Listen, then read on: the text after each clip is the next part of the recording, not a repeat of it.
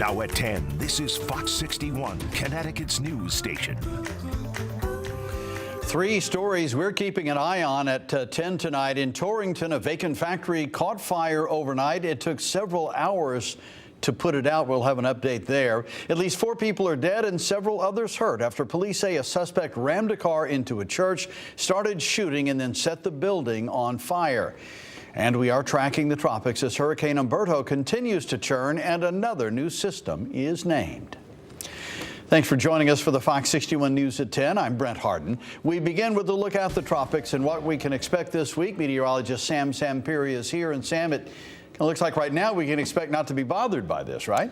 That's right, Brent. Not only with Hurricane Umberto, but also with our new tropical storm Imelda, both systems going out to sea. Look at this one, 45 miles per hour, and Imelda here, 40 miles per hour. Both of them are pretty close, but one, they're not going to merge, and both of them are going to end up going out to sea. Meanwhile, what's the headline for the upcoming week? Summer warmth continues Monday, Tuesday. It's a patchy frost, maybe by the end of the week, especially by Friday morning. But, you know, we start October. It's supposed to start getting colder, right? Temperatures right now are still very mild in the upper 60s to lower and middle 70s. Your school bus forecast, a beautiful day, mild start, warm finish, some high clouds filtering that sun during the afternoon and evening. Clouds off to our south, not going to bother us. Temperatures dropping off into the 50s by tomorrow morning. And then during the day tomorrow, we're really going to have a nice day. So overnight, a clear night. And then during the day tomorrow, it's going to be partly to, I'll say mostly sunny. Some clouds rolling in during the afternoon with high temperatures topping out into the mid 70s, up near 80 degrees down the Connecticut River Valley. Again, coming up, I'll let you know when the cold front comes in and all the details on your Fox 61 7-day forecast in a few minutes. Brent? All right, Sam, thank you. Now, take a look here. It took firefighters most of the night and day to put out this massive fire at a factory in Torrington. At least 7 departments had to call crews in and shut down roads so they could run fire hoses across several streets. Fox 61's Nick Bradshaw talked to people who watched as the building went up in flames. The crews behind me have been working all night to put the blaze out. We're talking about volunteer fire departments from all over the area, and people in the community are talking about it. Car to west side, car 1 is on his way over to staging. In Torrington, Sunday started under a haze and the smell of smoke. It's all just a lost cause. A massive factory fire off of Summer Street pulled neighbors out of their houses and filled the early morning air with the sound of firefighters working. Assist engine 6. The building, an old concrete container facility. So I've seen this building as long as I've been here. Third alarm structure fire. It caught fire around 1 a.m. when firefighters arrived. This is what they saw. I mean, those flames had to be shooting out of the windows 15, 20 feet high. By sunrise, it wasn't just a building on fire, it was the talk of the town. Oh yeah, big talk of the town. The headline in every conversation, on the radio and over breakfast. It's all collapsed in. Well involved, extending to another building. And mutual aid poured in, 7 departments, volunteers rolling in from every direction. And power lines snapped, homes nearby went dark. These old industrial giants, reminders of another life. Well, these here used to be our factories. This used to be our jobs when this town was really hopping. But Sunday wasn't just about the loss of a building. It was about the people in yellow coats and helmets. Volunteers standing between the fire and the homes nearby. A snapshot of the people who show up when it matters the most. Not many times you get to see something like this around here. And first responders tell me they're going to continue to watch this building for hot spots and stay out here as long as it takes. In Torrington, Nick Bradshaw, Fox 61.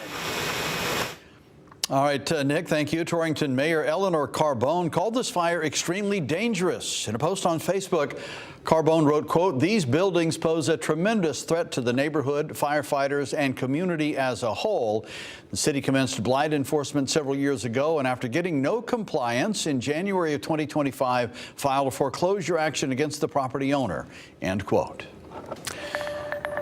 Incon police say 2 jet skis crashed this afternoon on the Connecticut River in Windsor. A man was pulled from the water but was able to regain consciousness. He did not need CPR. He was taken to a hospital and is expected to stay overnight there. 1 jet ski was removed from the water, but a second is still under the water. Incon police are investigating what happened. And a man is seriously hurt after a crash in Hartford. Firefighters say a car and a motorcycle crashed around 3:15 this afternoon at Locust and Meadow Streets. Crews rushed the rider to the hospital. His condition has not been released. Police are now investigating what caused the crash, and we'll continue to update you as we learn more. Route 164 in Griswold is back open after a serious 2-car crash. State police say it happened just before 3 this afternoon near Brewster Road. The road was closed in both directions so police could work to piece together what happened. We will update you on that crash as soon as more details are released to us.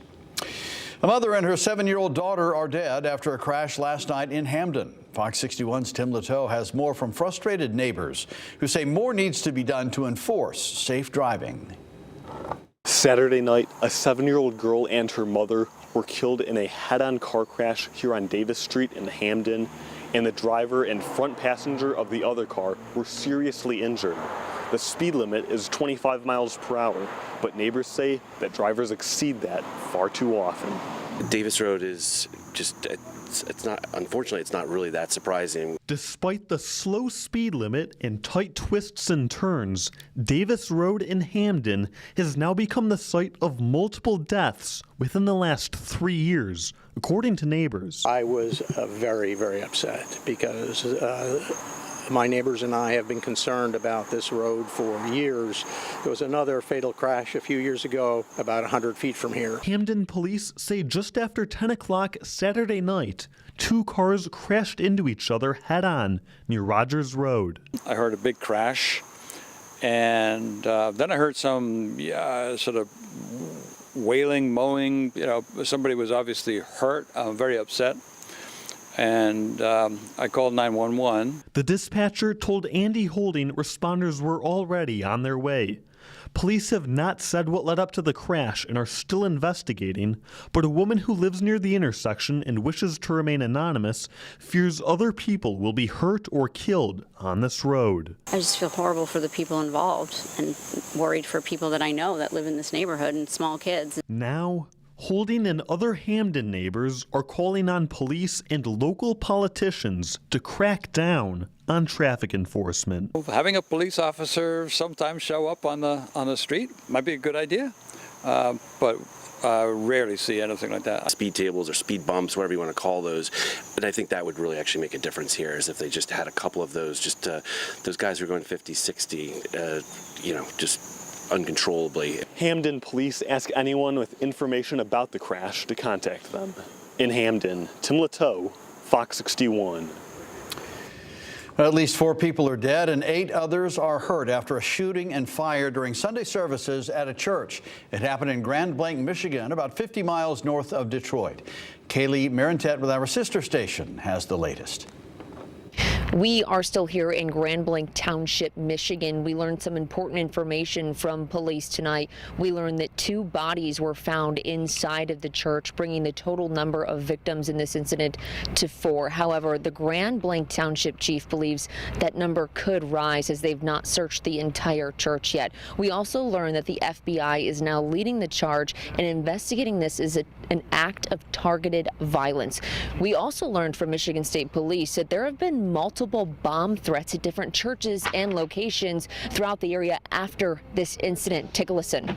The Michigan State Police continues to respond to several locations throughout the community as we receive additional bomb threats at other locations. Please continue to stay vigilant, and if you see something suspicious, say something. We also went to Burton, which is the town over, where 40-year-old Thomas Jacob Sanford, the suspect, was living at the time. Michigan State Police and other entities were executing search warrants in his house and taking evidence. I got the chance to speak to a neighbor who says he didn't really know much about him besides that he was a nice guy. Well, I couldn't believe it. I just could not believe it, man, because that guy was a good guy, man. He never had no problem. He came over here and he was friendly as heck. You know, you never think it's going to happen here. You've heard it happening in different places, but, you know, close to home. Of course, you've seen that on TV before where they say that. Well, it's close to home, but you never know what's going to happen. Officials with ATF also say they are investigating this as an arson and believe that Sanford started the fire with gasoline. They have had multiple bomb squads out here too, investigating possible explosive devices. The supervisor of the township also spoke and said that they will be providing services to community members throughout the next week. Reporting in Grand Blanc Township, Michigan, I'm Kaylee Marintet. And a heads up, if you live in Waterbury tonight, crews will have to temporarily shut off the water supply again late tomorrow afternoon so they can repair a large water main break. Now, it broke last Tuesday on Huntington Avenue, and the parts to fix it arrived this morning. The crews spent all day getting ready for the repair, but they will need to reduce the pressure, which is why the water supply needs to be turned off again. The plan is to do it late in the afternoon after peak demand, and that means there will be school tomorrow, and businesses have already been given the heads up. We should not see a huge lowering of pressure, a significant number of homes throughout the city of Waterbury. However, if any of those valves don't work when we go to close them, you may see parts of the city that will have a drop in water pressure similar to what happened Wednesday. There is still a boil water advisory in place for anyone who lost water or pressure. Once the repairs are done, the city will test the water to make sure it is safe.